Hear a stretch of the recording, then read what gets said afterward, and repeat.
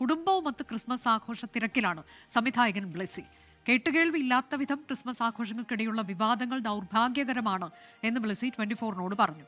പത്തനംതിട്ടയിൽ നിന്ന് സലിം മാലിക് തയ്യാറാക്കിയ റിപ്പോർട്ട് കാണാം ഇനി. ഈ ക്രിസ്മസ് ദിനത്തിൽ 24-നൊപ്പം ഇപ്പോൾ ചേരുന്നത് മലയാളത്തിന്റെ ഖ്യാതി പല ലോകവേദികളിലും എത്തിച്ച പ്രശസ്ത സംവിധായകൻ ബ്ലെസ്സിയാണ്. സർ, ക്രിസ്മസ് ആശംസകൾ. ഇന്ന് ഇപ്പോൾ വീട്ടിൽ തന്നെയാണോ ക്രിസ്മസ്? അതെ അതെ, ഈ ക്രിസ്മസ് വീട്ടുകാരോടൊപ്പമാണ്.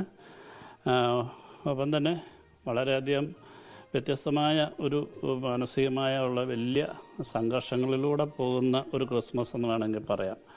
കാരണം നേരത്തെ എങ്ങും കേൾവിയില്ലാത്ത തരത്തിൽ നമ്മൾ മനുഷ്യർ ക്രിസ്മസിൻ്റെ ഏറ്റവും വലിയ സന്തോഷം എന്ന് പറഞ്ഞാൽ സർവ്വജനത്തിനും ഉണ്ടാകുവാനുള്ള മഹാസന്തോഷം എന്നാണ് ഏറ്റവും പറയുന്നത്. അപ്പോൾ എല്ലാവരും സന്തോഷമായിട്ടിരിക്കുക എന്ന് പറയുന്നതാണ്.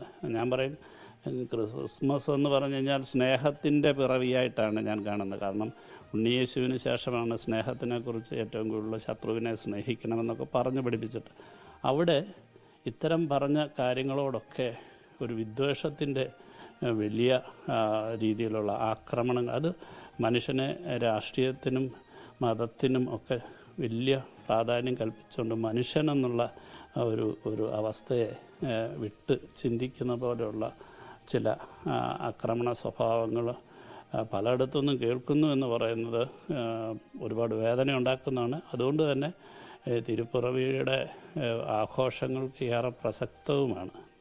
അങ്ങ് പറഞ്ഞതുപോലെ സാധാരണഗതിയിൽ കഴിഞ്ഞ കാലങ്ങളിലൊക്കെ നമ്മൾ അങ്ങനെ കേട്ടിട്ടില്ല.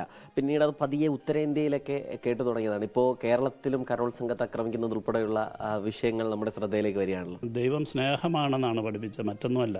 അപ്പോൾ ആ സ്നേഹത്തിൽ ആണ് നമ്മൾ ശത്രുവിനെ മേശ ഒരുക്കുക എന്ന് പറയുന്ന പോലെ ശത്രുവിനെ സ്വീകരിക്കുക, ശത്രുവിനെ സ്നേഹിക്കുക എന്ന് പറയുന്ന ഉള്ള വചനങ്ങളൊക്കെ നമ്മളോട് പറഞ്ഞു തന്നിട്ടുള്ള ഒരു പുണ്യാത്മാവ്.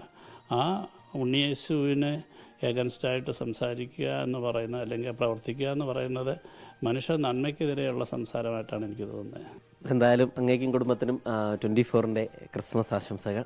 എൻ്റെ എല്ലാ പ്രേക്ഷകർക്കും സ്നേഹത്തിൻ്റെ സമാധാനത്തിൻ്റെ ഒക്കെ ക്രിസ്മസ് പുതുവത്സര ആശംസകൾ. ലോകത്തെവിടെയായാലും ഏത് സമയത്തും 24 വാർത്തകളും ഓഗ്മെന്റഡ് റിയാലിറ്റി പാക്കേജുകളും എക്സ്പ്ലെയിനറുകളും വിശദമായി കാണാൻ ഞങ്ങളുടെ യൂട്യൂബ് ചാനൽ നിങ്ങൾക്ക് സബ്സ്ക്രൈബ് ചെയ്യാം.